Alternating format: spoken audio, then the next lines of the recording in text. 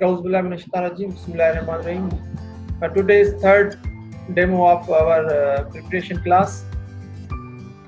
So I am going to start my today's lecture. First of all, I am sharing my screen, scheme of today's lecture. I hope now you can see the screen. Okay, this is judicial exam preparation coaching class, and this is the first kind of online virtual classroom, and today is the third demo class. So I'm giving a very short brief introduction for those students they have joined today and they have not attended my previous two classes. I give a very short introduction regarding the exam on first demo. Yesterday we have discussed regarding what will be the course. As we are being the student of law, what we are doing here for preparation for the future jurist, जो मुस्तकबिल के जो जजेस हमें इस preparation से I hope all you guys will be successful in your future exams, whatever field you will select. So yesterday we have discussed regarding the law and what law we will discuss in our coaching classes. What exam will become, which subject we have to focus. So today I am giving in this also class I am giving you a little bit introduction regarding the syllabus, criteria, method, and what part exam you will prepare yourself. So first of all, very quick demonstration on the format, criteria, syllabus, and method of the judicial examination. So this is the format which is appearing on your screens. So exam contains three phases, three stages. Some of the students they are very much familiar if they have attempted a couple of times, but if the student they haven't yet not attempt any exam for the sake of their knowledge, this is the introduction, the format and criteria and syllabus and method of the judicial examination. The exam contains three phases. This exam contains three phases, three stages, and three methods. So the question arises here: that these phases simultaneously will be conducted? No. The answer is no. The phases, dates, time will be announced by the High Court. Is the first stage for the advertisement already announced. जो advertise का process है वो already Sindh high court की तरफ से announce हो चुका है. फॉर द पोस्ट जो स्टूडेंट्स जो भी फ्रेश ग्रेजुएट्स हैं या जिनका इतना एक्सपीरियंस नहीं है उनके लिए सिविल जज और जुडिशियल मैजिस्ट्रेट का एक अपॉर्चुनिटी है, वो भी सिंध हाई कोर्ट ने अनाउंस की है. और उसकी सीट्स जो है वो कभी भी हाई कोर्ट नहीं बताती कि कितने जो है सीट्स कितनी होंगी जिसके लिए वो क्वालिफाई करेंगे. वो डिपेंड करता है, वो उनकी मर्जी है कि वो जिस तरह मेरे जो 12 साल का एक्सपीरियंस है, जो मैंने एक्सपीरियंस किया है या उससे पहले मैंने उसको स्टडी किया है, तो वो 10 स्टूडेंट को भी जो है वो सिलेक्ट करते हैं. और उसके लिए जो एप्लीकेशंस आती हैं मोर देन 2000 जो है वो एक्सपीरियंस कैंडिडेट्स वो है अप्लाई करते हैं इस पोस्ट के लिए. और लेकिन उसमें से कभी 10, कभी 30, कभी 40, कभी अबव 40, क्योंकि लास्ट जो बैच गई थी मोर देन 100 की.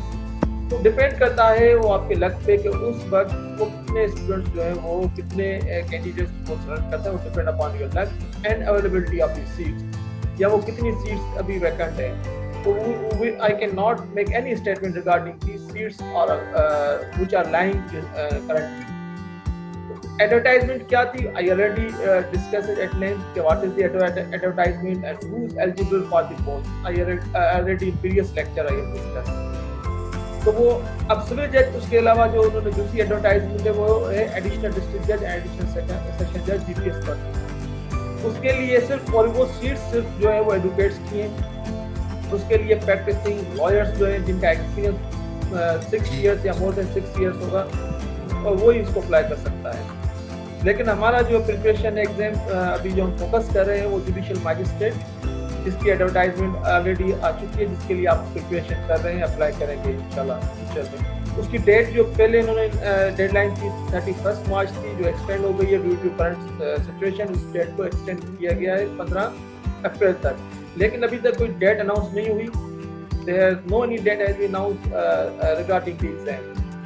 इसमें क्या होता है, पहले वो जितनी भी एप्लीकेशंस आती हैं उसके लिए जब वो अनाउंस करते हैं कि नाउ वो उसको स्क्रूटनी करेंगे। After scrutinising the all application they will give 7 days for any objection. अगर किसी एप्लीकेशन पे कोई एतराज़ होगा तो उसके लिए 7 दिन जो है वो दिए जाते हैं हाई कोर्ट की तरफ से, कि वो आप अपने ऑब्जेक्शन जो है उसको what ever objection will be, उसको आप उसको रिमूव कराने के लिए आप कुछ भी कोई भी डॉक्यूमेंट अगर शॉर्ट है तो उसको पूरा कर सकते हैं। जैसे ही जो स्क्रूटनी का जो प्रोसीजर है, वो स्टेज है, वो कंप्लीट हो जाएगा और thereafter what they will do, उसके बाद वो डेट अनाउंस करेंगे। वो 15 डेज के बाद होती है, या डिपेंड करता है सिचुएशन पे कि जिस तरह भी सिचुएशन है। अगर ये इसी तरह हालात रहे तो मे बी ये एग्जाम मई में हो। समटाइम ये प्रोसीजर 6 मंथ्स का भी होता है, समटाइम ये 3 मंथ्स का भी होता है। वो डिपेंड करता है हाई कोर्ट वो इसको कितना वो रैपिडली कितना फास्ट वो प्रोसीजर को लेके जाते हैं।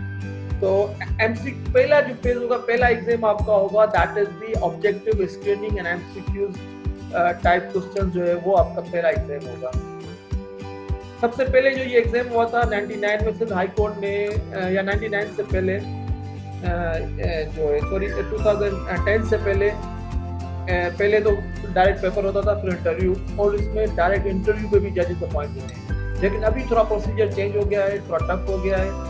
पहले से हाई कोर्ट खुद जो है वो स्क्रीनिंग टेस्ट करती थी, और उसके बाद सिंध हाई कोर्ट खुद उसको एग्जाम को पूरा कंडक्ट करती थी। लेकिन for the sake of transparency उन्होंने फिर एक थर्ड पार्टीज को उन्होंने इन्वॉल्व किया है। सबसे पहले तो आईबीए का भी इसमें आईबीए ने टेस्ट किया था, लेकिन जब हमारे वक्त में एनटीएस ने जब 2010 में इसका एक एग्जाम हुआ था, जो एमसीक्यू जो ऑब्जेक्टिव टेस्ट था, उसमें कोई लॉ के क्वेश्चन नहीं थे, only from English and general knowledge उसमें और करंट अफेयर्स एग्जाम था। उसमें काफ़ी एडवोकेट्स जो है वो क्वालिफाई नहीं कर सके।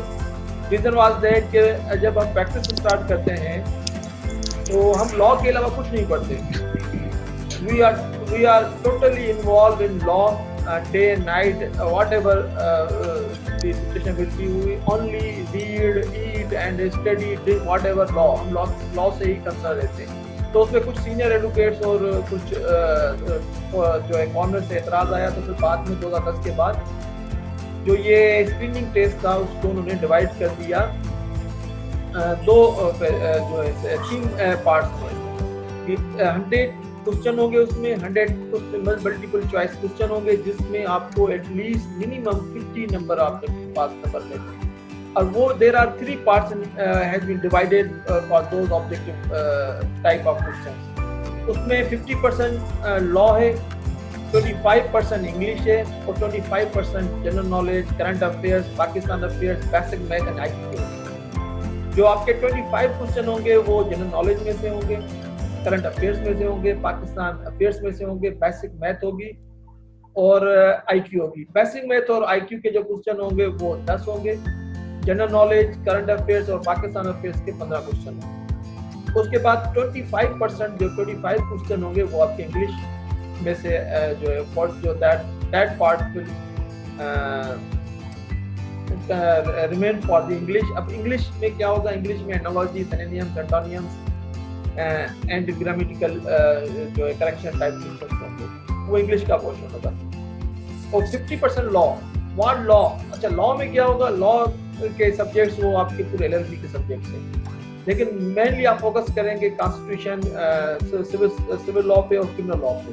मेनली जो ज़्यादातर क्वेश्चन जो आते हैं वो, अब क्योंकि हम प्रैक्टिसिंग लॉयर्स हैं, हम लॉ को पढ़ते हैं, तो लॉ के खुद ही लॉ के बहुत सारे सब्जेक्ट्स होते हैं, उनको कवर करना इतना आसान नहीं होता कि आप 1 महीने में या 2 मंथ में इसको कवर करें। लेकिन जो मेजर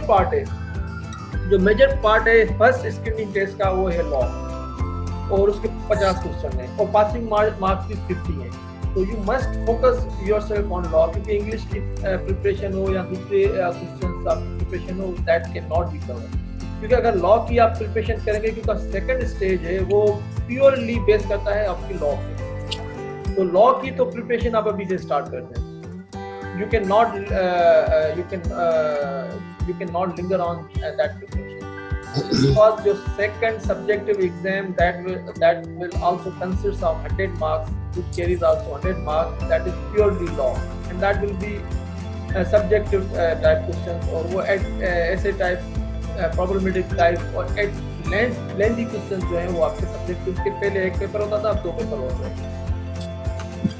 तो स्क्रीनिंग टेस्ट में आप फोकस करेंगे लॉ पे, क्योंकि मैं आपको अपना एक्सपीरियंस शेयर करूं तो जो मेरे इनिशियल मैंने जो 2 एग्जाम दिए थे सिविल जज के, उसके बाद मेरी एज जो है तो उसके उन्होंने एक रिलेशन भी दी थी, लेकिन उसका मुझे बेनिफिट नहीं हुआ था, वो लेट हो गया था. तो मेरे फर्स्ट एग्जाम में 60 आए थे, और उसके दूसरी मैंने अटेम्प्ट किया था, उसमें मेरे 75 से अबव आए. रीजन ऑफ दैट के मेरा जो स्ट्रॉन्ग लॉ के मेरे मोस्टली जो लॉ में से जो 50 में से 45 या 40 एमसीक्यू जो मेरे सही होते थे. दैट्स व्हाई जो है मेरा स्कोर बहुत अच्छा आता था इसमें स्क्रीनिंग टेस्ट. और सब्जेक्टिव पार्ट जो है वो डिवाइडेड 2 पार्ट्स में, that is civil law and criminal law, और उसके मिनिमम जो पासिंग मार्क्स हैं वो 50 हैं सब्जेक्टिव में. और उसके बाद सेकंड स्लाइड से the division of the subjects I am going to discuss later on after this slide. Interview stage, that is the final stage. जो इंटरव्यू स्टेज है जब आप you will successfully get numbers in second subjective exam, that is the minimum score is 50. so thereafter you will call for the interview. There's no any if you secured lowest mark in subjective exam, so do not be आप उसमें परेशान होने की जरूरत नहीं है, क्योंकि majority जो है बॉटम से ज़्यादा जो है स्टूडेंट्स वो सक्सेसफुली कामयाब हुए हैं इंटरव्यू में, और वो उन्होंने जॉब जो है अपना बहुत मिल गया है. जरूरी नहीं है कि अगर आप टॉप 10 में हैं, you are position holder in subjective exam, and 100% you will sure that you will there's the chance जो है वो ज़्यादा होता है अगर आपके नंबर अच्छे हैं. बट इसका ये मतलब नहीं है कि 100% you will be selected. जो हमें प्रीवियस जो प्रेसिडेंट है, जो हमारा एक्सपीरियंस हमें बताता है कि नहीं, जो लोएस्ट ग्रेड जो 50 नंबर या 50 अबव है वो ज़्यादा स्टूडेंट सिलेक्ट हुए हैं, रादर क्योंकि इंटरव्यू जो है that is totally depend upon your confidence, your language skill, how you will satisfy interviewers. क्योंकि वो हाई कोर्ट के मोस्ट सीनियर 5 या 3 जजेस जो है that will conduct your interview. Most senior जो जजेस होते हैं हाई कोर्ट के, उसको आपने फेस करना है इंटरव्यू. तो मेरी ये भी आपको सजेशन है, you have to start to face high court room जो है वहाँ आप जाएँ. जब आप सब्जेक्टिव एग्जाम क्लियर करें तो आप वहाँ पे जाएँ, बैठें जाके फर्स्ट रो में और जजेस को देखें, हाई कोर्ट के जजेस को फेस कैसे आपका कॉन्फिडेंस बढ़ेगा, योर कॉन्फिडेंस लेवल इम्प्रूव. जब आपका कॉन्फिडेंस लेवल इम्प्रूव होगा तो इंटरव्यू में यू विल परफॉर्म वेल, आप अच्छी तरह परफॉर्म करोगे. तो this is the little bit short, very short introduction regarding the format, criteria, syllabus. ये है सिलेबस, इसको आपने फोकस करना है. अगर इसको आप फोकस करेंगे तो you will definitely successful in exams all 3 stages. तो स्टेप बाय स्टेप आपने ये स्टेज क्लियर करना है. पहला स्टेज आप क्लियर करेंगे तो नेक्स्ट स्टेज पे आप you will be get permission to allow to sit in next exam. तो इसी तरह होगा. तो आप की मंजिल जो है आपकी इंटरव्यू है, और उसके बाद आपकी मंजिल जो है आपकी, क्योंकि 2000 कैंडिडेट्स होंगे, वो पहले एग्जाम में कुछ शॉर्ट लिस्ट हो जाते हैं 500 में से सब्जेक्टिव एग्जाम के बाद 250, 200 या sometimes 150 students they will call, depend upon the how many students will get success in the subjective exam. So फिर thereafter shortlist होने के बाद अगर there are for example there are 300 students in subjective exam, depend upon the seats, then they will select the student per seat wise. अगर 300 है तो एक seat पे 10 स्टूडेंट होंगे या 10 से ज़्यादा होंगे. तो दैट इज़ द रेशो. वो वीकली बेसिस पे 1 या 2 सिलेक्शन होती है. अगर डेली 20 स्टूडेंट्स कॉल करते हैं, 10 दिन है, 20 दिन है, तो वो डेज पे सीट्स जो हैं अवेलेबिलिटी के हिसाब से वो सीट्स जो हैं वो सिलेक्शन कर जो हाई कोर्ट सिलेक्शन करती है. That will depend upon the availability of